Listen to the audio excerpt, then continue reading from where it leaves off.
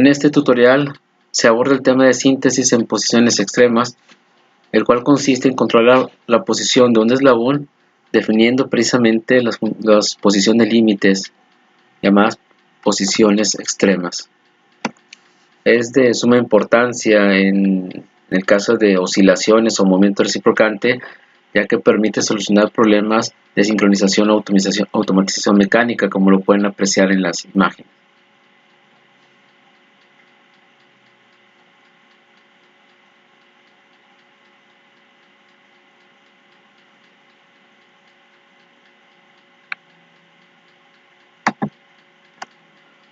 También se puede utilizar para abordar el problema del guiado de sólido rígido, ya sea de 2, 3 o 4 posiciones, en las cuales la posición inicial y final se les debe de controlar de tal manera que no sobrepase estos límites, como se puede apreciar aquí en la figura.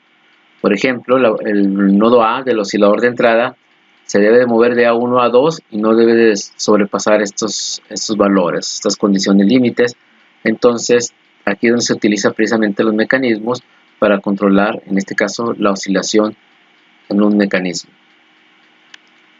Una solución que se puede tener para abordar este tipo de problema es mediante el uso de motores controlados, como lo son los servomotores o bien los motores de pasos. En la figura se puede apreciar cómo un servomotor es controlado en su posición mediante una serie de pulsos, de tal manera que no tan solo puedo posicionar a cierto ángulo el elemento de entrada, la manivela aquí lo podemos observar, sino que además puedo controlar el tiempo en el cual quiero mover de un punto hacia otro. Esta es una solución válida, es una solución aceptable mediante el uso de servomotores o motores de pasos, los cuales disponen de una serie de elementos llamados servodrivers, y aparte hay que tener los elementos de control de los servodrivers, que pueden ser mediante microcontroladores o PLCs, entre otros, y cuyo costo a nivel industrial pues depende de las capacidades precisamente que se quieren controlar. Podemos hablar de que una tecnología electrónica solamente implementada para controlar la posición de una manivela, como lo podemos observar, puede andar rondando desde los 30, 60, quizás 70 mil pesos, hablando un poquito en costos medianos, pero bueno, ofrecen una buena alternativa, ya que son un control muy preciso, tanto en su posición y en el tiempo. Difícilmente pierden repetitividad. Sin embargo, puede ser que se dañe alguna tarjeta electrónica o que a la larga ya se pierda la programación del servomotor, el programa fuente en el cual lo controlamos, o que se obsoletice la tarjeta electrónica. Este puede ser un pequeño inconveniente, pero en términos de control de posición y de tiempo ofrecen una muy buena alternativa. Otra alternativa es mediante uso de dispositivos de control neumático, como se puede apreciar. Ahí se aprecia una figura donde el elemento se desplaza de izquierda a derecha y no sobrepasa sus límites. Entonces, mediante el uso de un sistema de control neumático también se puede lograr esto. Ofrecen, entre otras cosas, pues buena fuerza, buen torque para desplazar el objeto y también posicionarlo en un punto con una precisión aceptable. Quizás una pequeña desventaja es que puede ser que con el tiempo pierdan repetitividad o pierdan precisión, lo cual se corrige mediante un mantenimiento al sistema neumático. Y otra solución es mediante el uso de mecanismos, ¿verdad? El cual tiene las siguientes características.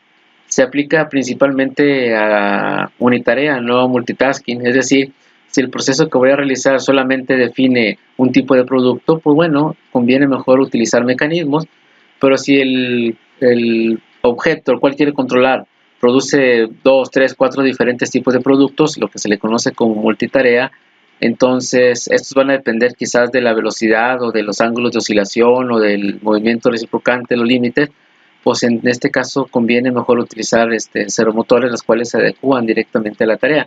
Pero si es de una sola tarea y es repetitiva, pues conviene mejor utilizar mecanismos para poder controlar las posiciones extremas del oscilador o de una corredera.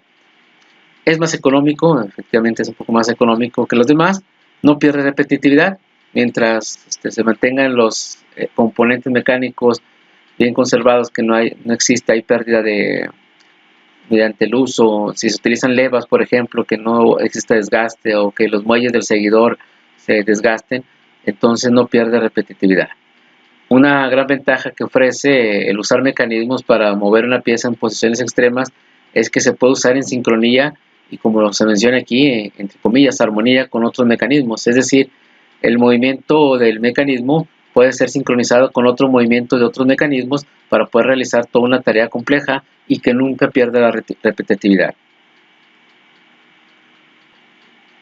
Vamos a ver el diseño de control de posiciones extremas, en este caso mediante mecanismos articulados, y se va a usar una diada de manivela-biela, como se puede apreciar ahí en la figura.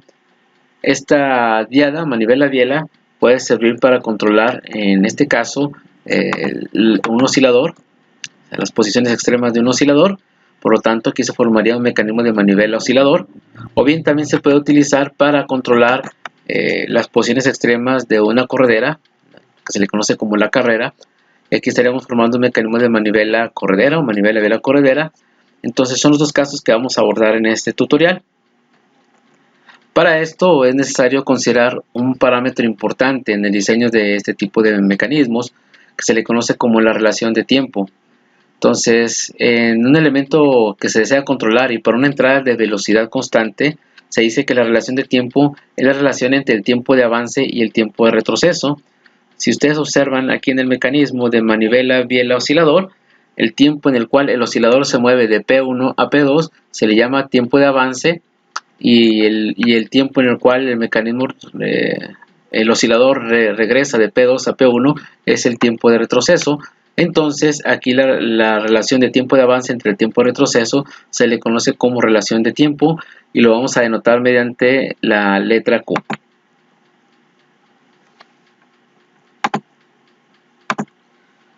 Observando la figura, entonces, si las posiciones extremas son P1 y P2, entonces la posición extrema de la manivela, cuya articulación con la biela es A, y en la posición 1 sería A1 y en la posición 2 sería A2. Entonces el ángulo que se forma de A1 a 2 lo vamos a llamar el ángulo de avance, delta A, y el ángulo de A2 a 1 como el de retroceso. Entonces la relación de tiempo también se puede definir como el ángulo de avance entre el ángulo de retroceso. Esto siempre y cuando la manivela, que va a ser la que va a impulsar al oscilador, se mueva a velocidad constante.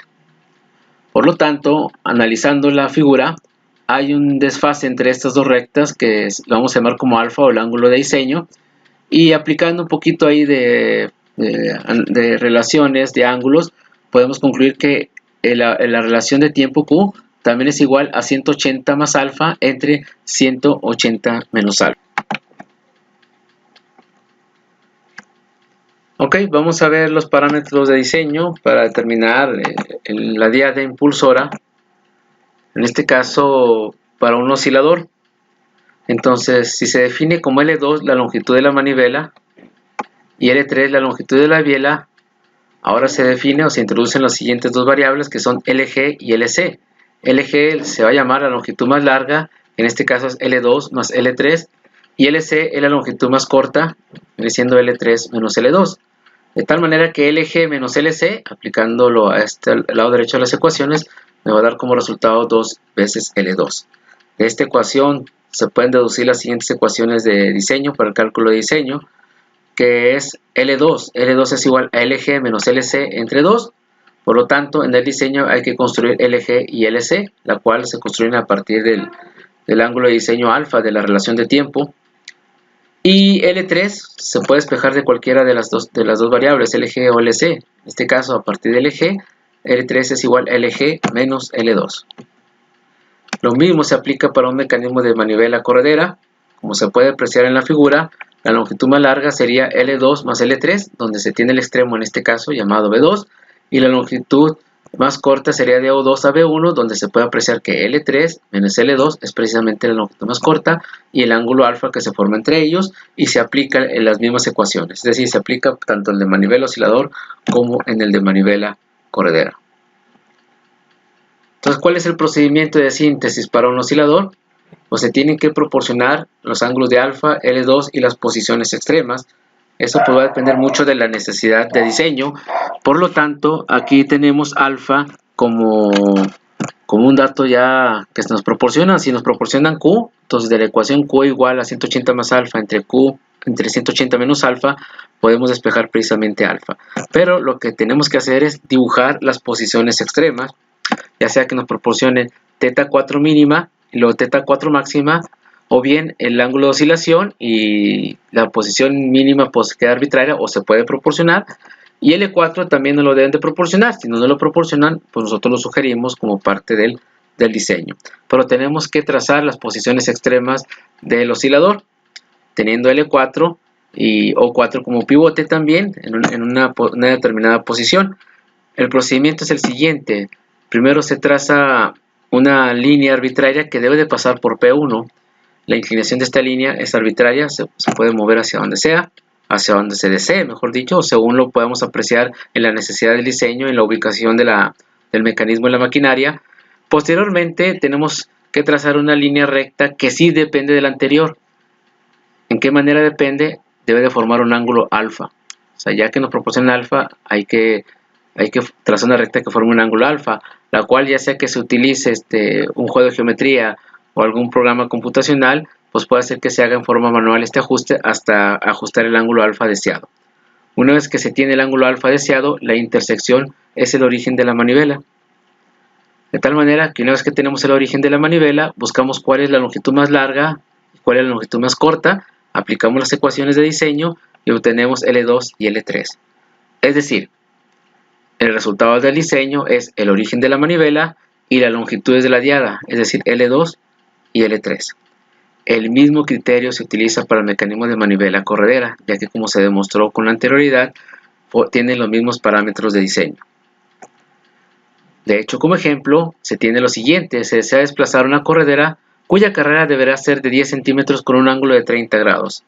Nos piden sintetizar las dimensiones de la diada y la posición de la manivela impulsora usando una relación de tiempo cuyo ángulo de diseño es alfa igual a 25 grados. Para resolver el ejemplo, en este caso se utiliza la herramienta computacional GeoGebra. Lo primero que tenemos que hacer es trazar las posiciones extremas.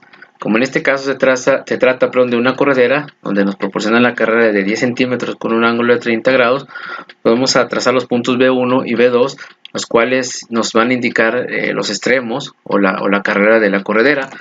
Entonces, no nos mencionan dónde hay que colocar B1, se coloca en el origen, a fin de cuentas se mueve B1, se mueve todo el mecanismo, no hay ningún problema. De hecho, B2 es igual a B1 más la longitud que nos están pidiendo de carrera, en este caso es 10, y es su ángulo, que es de 30 grados. Ya está, aquí están dibujadas las posiciones extremas. Ahora bien, el método nos dice que hay que trazar una recta arbitraria para a partir de ahí hacer la construcción de la síntesis. Entonces, en la barra de herramientas, usando las semirecta, me pongo en el B2, puede ser el otro, y voy a colocarlo aquí. ¿Ok? Voy a hacer unos pequeños ajustes, voy a ponerlo en línea punteada porque es una línea de construcción, le quito la etiqueta y este nodo que lo coloco aquí como A, lo voy a cambiar solamente por el hecho de que quiero utilizarlo para la animación, lo voy a poner como 1. ¿Okay? No tiene otro objetivo cambiar el nombre más que utilizar el A para la animación del mecanismo. Ahora dice el método que hay que trazar una recta que pase de B1 también y que intersecte con nuestra recta, pero debe formar un ángulo alfa. Entonces vamos a medir el ángulo que existe entre ellos y luego lo ajustamos moviendo el nodo A, que aquí le llamo como nodo A, hasta que tengamos el ángulo alfa. Por lo tanto, tomamos la medida del ángulo, me da 35.42 grados, voy a moverlo hasta formar 25 grados, que es el dato del ejemplo. 25.04, pues un valor aproximado, muy acertable. Nuevamente le voy a quitar el valor del nombre de A, le voy a poner Q2 y lo voy a ocultar. ¿Para qué lo oculto? Pues para no moverlo y por accidente hacer un desajuste. Voy a ocultar también alfa, ya no lo necesito. Y el procedimiento del diseño me dice que la intersección de estas rectas es precisamente el origen de nuestra manivela, ¿ok? Y ese origen yo lo voy a llamar origen O2. Y ya está resuelto en cierta manera ya el diseño. Lo que sigue a continuación es hacer los cálculos. Entonces vamos a llamarle LG a la longitud más larga que se puede apreciar aquí, que es O2B2. Entonces sería la distancia de O2B2. Y voy a llamarle LC, la longitud más corta, a la distancia de O2B1, según se definieron en el procedimiento de la síntesis. Ahora sí, de aquí viene que L2 es igual a la longitud más larga menos la longitud más corta entre 2. Y la manivela es de 2.63 centímetros de longitud. Y la longitud 3, según las ecuaciones, es la longitud más larga menos L2, es de 19.79. Y aquí está ya el diseño, las coordenadas de O2, la longitud L2 y L3. Lo que se va a hacer a continuación es la animación del mecanismo. Ya el diseño ya se terminó aquí, ya está terminado el diseño. Lo que sigue es hacer un plus, ver la animación del mecanismo y así comprender un poquito mejor qué fue lo que se hizo. Lo primero que se va a hacer aquí es trazar una circunferencia que denote la trayectoria de la manivela. Entonces, como la manivela tiene un centro en O2 y una longitud L2, aquí vamos a observar la manivela. Ahora sí, voy a colocar un punto en el círculo de la circunferencia y como pueden apreciar, lo pueden deslizar.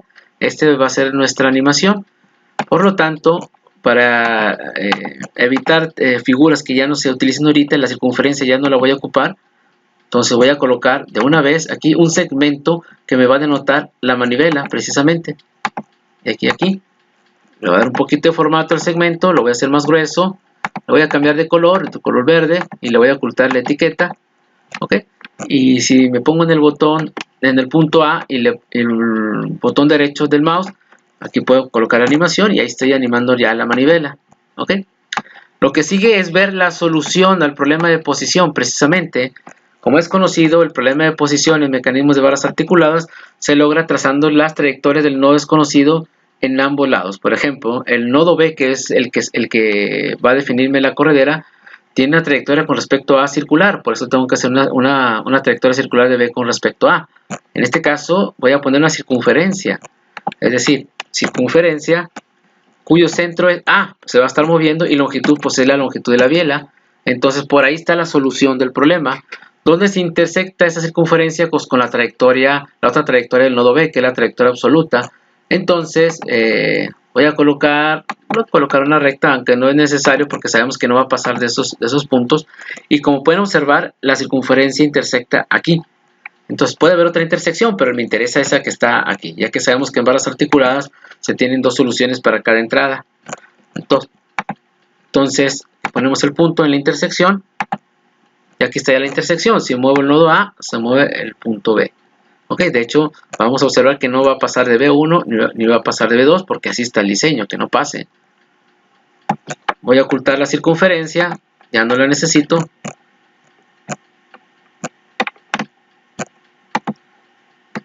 Sin embargo, la recta sí la voy a dejar, pues para denotar en cierta manera el deslizamiento.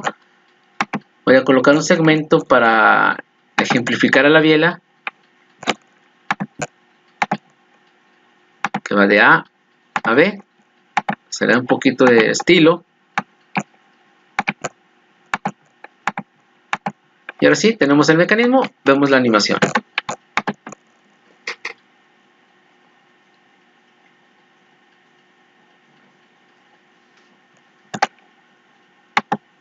Entonces se puede apreciar que aquí donde está L2 más L3 topa con B2, y acá donde es L3 menos L2 topa con B1, ¿verdad? Y forma un ángulo alfa. Si tratamos de ser un poquito estrictos en observar el movimiento, podemos apreciar que el regreso tiene un tiempo muy diferente al del avance. Quizás esto se puede apreciar más si agrandamos más el ángulo alfa, ya como una manera de visualizar esa diferencia de tiempo, pero ahí estamos cumpliendo con las necesidades de diseño.